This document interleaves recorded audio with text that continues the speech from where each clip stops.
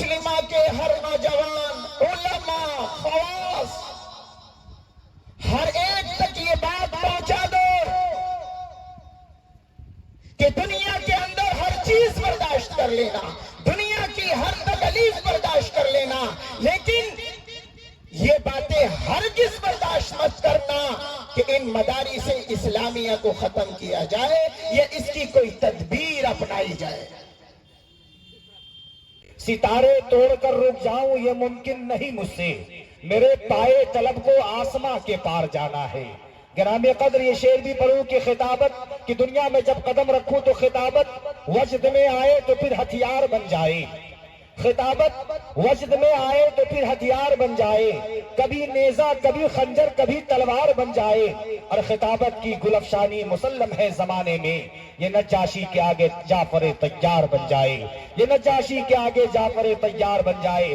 گرامی قدر اس وقت میں سب سے پہلے مقرر کی حیثیت سے جن کو میں آواز دینا چاہتا ہوں، جن سے ہماری مراد حضرت مولانا مفتی اخلاص احمد صاحب قاسمی، امام و خطیب مسجد انجمن دہلی، میں ان کو ادب کے ساتھ میں آواز دیتا ہوں کہ آپ تشریف لائے اور اپنے نورانی عرفانی حقانی بیان سے اس پیاسی امت کو سیراب فرمائے۔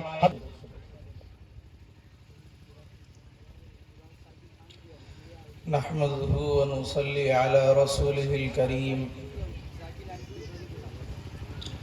أما بعد فأعوذ بالله من الشيطان الرجيم، بسم الله الرحمن الرحيم،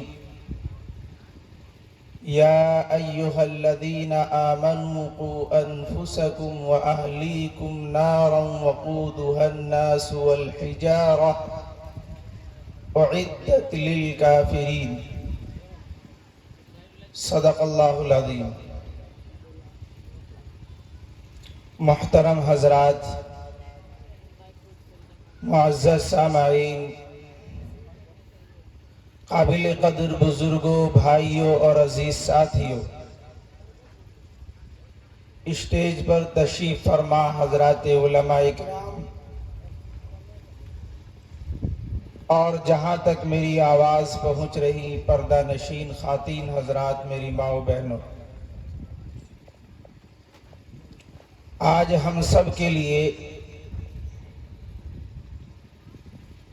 بڑی ہی خوشی کا مقام ہے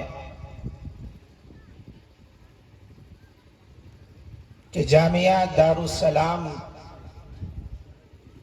کے بینر تلے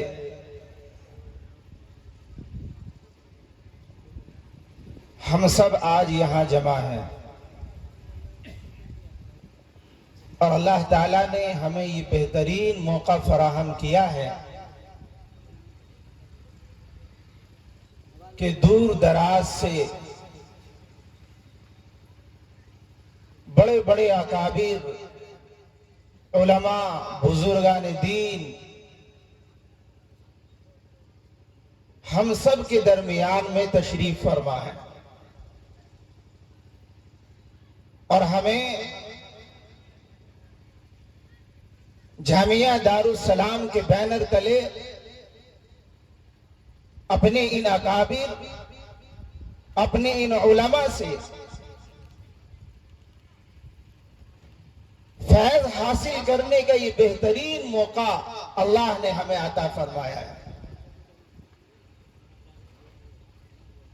اس پر ہمیں اللہ کا بے انتہا شکر ادا کرنا چاہیے کہ یہ سب اللہ کی توفیق سے ہوا، کیونکہ اللہ اگر توفیق نہ دے انسان کے بس کی بات نہیں، اللہ اگر توفیق نہ دے انسان کے بس کی بات نہیں۔ فیضان محبت عام صحیح، عرفان محبت عام نہیں۔ میرے بھائیوں، یہ مدارس اسلامیہ جس کے بینر تلے آج ہم جمع ہیں، یہ معاشرے میں ریڑھ کی ہڈی کی حیثیت رکھتے ہیں۔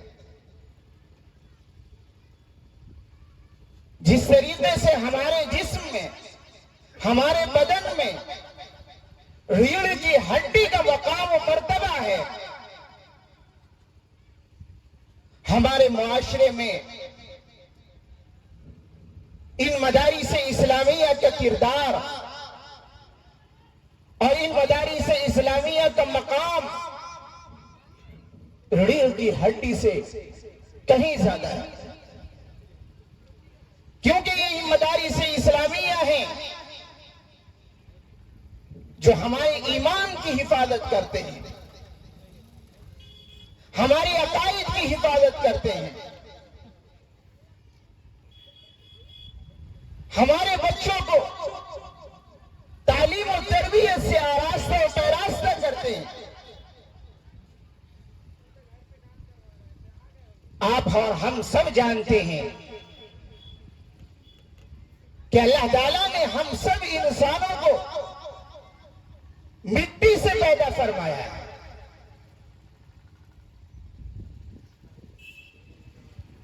اور اس انسانی جسم کے اندر اللہ تعالیٰ نے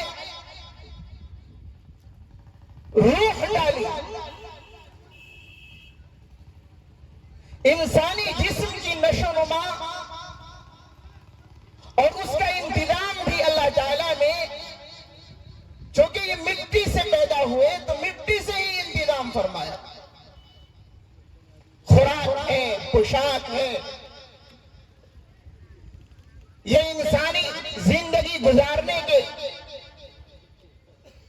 جو بھی ہماری چیزیں ہیں اللہ تعالیٰ نے یہ سب چیزیں مٹی سے پیدا فرما دیا.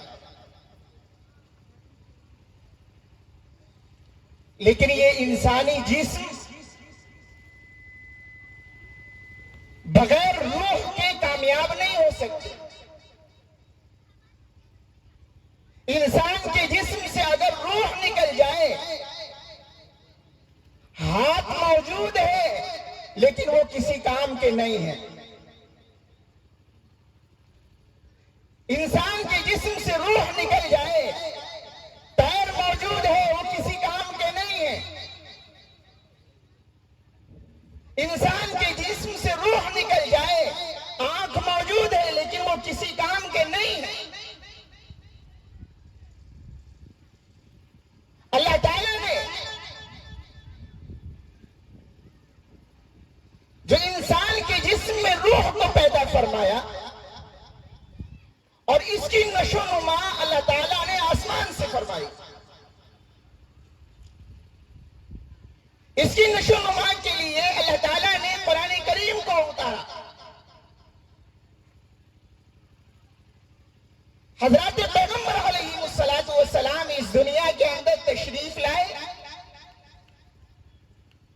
اور انہوں نے اسی کی محنت کی. اور آج کے ہمارے اس دور میں یہ جو مدارس اسلامیہ ہیں، یہ مدارس اسلامیہ انہی روح کی حفاظت کرتی ہے، انہی روح کو بنانے کا کام کرتی ہے، انہی روح کی نشو و نما کا کام کرتی ہے. اس لیے آج کے اس دور میں ہمیں ان مدارس اسلامیہ سے قلبی لگاؤ، والہانہ تعلق پیدا کرنا چاہیے. اور جس قدر ہو سکے اپنے ان اداروں کی حفاظت کرنی چاہیے، ان اداروں کا حق ادا کرنا چاہیے. ان اداروں کا جس طریقے سے بھی ہم سے تعاون ہو سکتا ہے ہمیں وہ کرنے کی کوشش کرنی چاہیے. بغداد کے ایک بہت بڑے عالم ہیں، بہت بڑے بزرگ ہیں، آپ کا مقولہ مشہور ہے. آپ نے فرمایا کہ امتی مسلمہ کے ہر نوجوان، علماء، خواص، ہر ایک تک یہ بات پہنچا دو کہ دنیا کے اندر ہر چیز برداشت کر لینا، دنیا کی ہر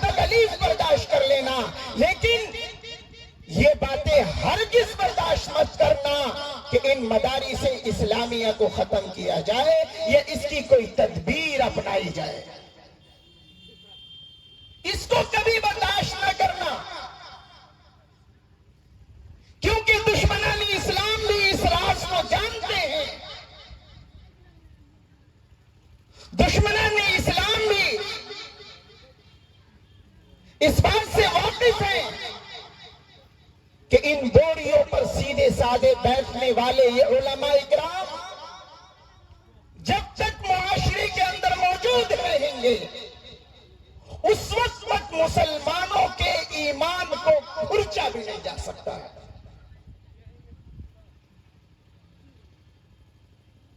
یہ مدارس اسلامیہ، یہ علماء اکرام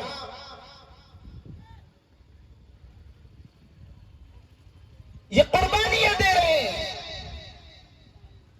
ان بوریوں پر بیٹھ کر سیدھا سادہ زندگی گزار کر ان نونہالوں کو دینی تعلیم سے آراستہ و پیراستہ کر رہے ہیں، جو کہ ان کا حق ہے. آج اگر یہ مدارس اسلامیہ جو کہ دین کے قلعے ہیں اور ہمارے معاشرے کے اندر موجود ہیں، اگر یہ مدارس اسلامیہ نہ ہوتے تو ہم مسلمانوں کی حفاظت، ہم مسلمانوں کے ایمان و عقائد کی حفاظت کہاں سے پہنچ پاتے؟ آج چپے چپے پر، گلی گلی، قریہ قریہ یہ دینی شعائیں جو پھیلی ہوئی ہیں یہ انہی مدارس اسلامیہ کی جاتی ہیں. یہ آج جو علماء اکرام اسٹیج پر رونق افروز ہیں، جن کی زیارت کے لیے آپ اور ہم تشریف لائے ہیں، یہ سب مدارس اسلامیہ کی دین ہے. اللہ اور اس کے رسول کی باتیں جو ہمیں کسی قدر کہیں پر سننے کو مل جاتی ہیں وہ سب ان مدارس اسلامیہ کا فیض ہے. انگریزوں نے جب 1857 کے اندر اپنے ناپاک عزائم کے ذریعے سے مسلمانوں کو اور خاص طور سے اس ملک کو غلام بنانے کی کوششیں کی تو اس وقت ہمارے علماء کرام نے جو بڑی تیزی کے ساتھ فکر کی اور جس کی بنیاد ڈالی، جس کا جال بچھایا، وہ مدارس اسلامیہ ہے. چنانچہ 1866 موافق 1283 میں مرکزی علم و فن دارالعلوم دیوبند کا قیام وجود پذیر ہوتا ہے. اسی دور میں مظاہر علوم سہارنپور کا وجود ہوتا ہے، کیونکہ یہ اکابر ہمارے جانتے تھے کہ ہمارے ایمان اگر اس ملک کے اندر بچ سکتے ہیں، ہمارے عقائد کی اگر حفاظت ہو سکتی ہے، مسلمان اگر صحیح طریقے سے اسلامی معاشرے اور آقا مدنی جناب محمد رسول اللہ صلی اللہ علیہ وسلم کے بتائے ہوئے طریقے کے مطابق زندگی گزار سکتے ہیں تو یہ مدارس اسلامیہ ہی ہیں جو ہمیں کھلے طور پر اپنے ایمان و عقائد کی حفاظت کرا سکتے ہیں. اس کے علاوہ اور کوئی راستہ نہیں ہے.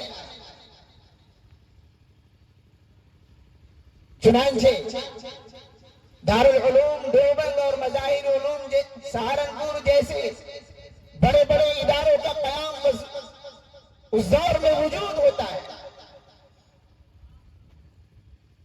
اور آج یہ چپے چپے پر جو مدارس اسلامیہ ہیں، ان سبھی مدارس اسلامیہ کا ربط اور تعلق انہی اداروں سے، اور آج کے اس پرفتن دور میں جہاں ہمارے عقائد، ہمارے افعال، ہمارے کردار ایسے ہوتے جا رہے ہیں، ہمارے معاشرے کے اندر مختلف قسم کی بیماریاں اس قدر جنم لے رہی ہیں کہ گویا کہ کافرانہ اور مشرکانہ چیزوں کا سیلاب سا آ گیا ہے۔ معاشرے کے اندر کس قدر بیماریاں اور نئے نئے فتنے جنم لے رہے ہیں۔ اس لیے آج کے اس دور میں پہلے سے کہیں زیادہ ان مدارس اسلامیہ کی ضرورت ہے، اور ان مدارس اسلامیہ کی حفاظت، ان مدارس اسلامیہ کا تعاون کرنا جس طریقے سے بھی ہو سکے، مالی اعتبار سے ہو، جانی اعتبار سے ہو، وقت کے اعتبار سے ہو، ہر انسان اپنے اندر غور و فکر کرے کہ ہم ان مدارس اسلامیہ کے لیے کیا قربانی دے سکتے ہیں۔ تو ہمیں ہر موقع پر ان مدارس اسلامیہ کے شانہ بشانہ کھڑے رہنا، یہ ہمارا ایمانی اور اخلاقی فریضہ ہے اور اخلاقی ذمہ داری ہے۔ اس لیے میرے بھائیوں، ہمیں چونکہ بہت سے بڑے بڑے اکابر علماء کے بیانات سے استفادہ کرنا ہے،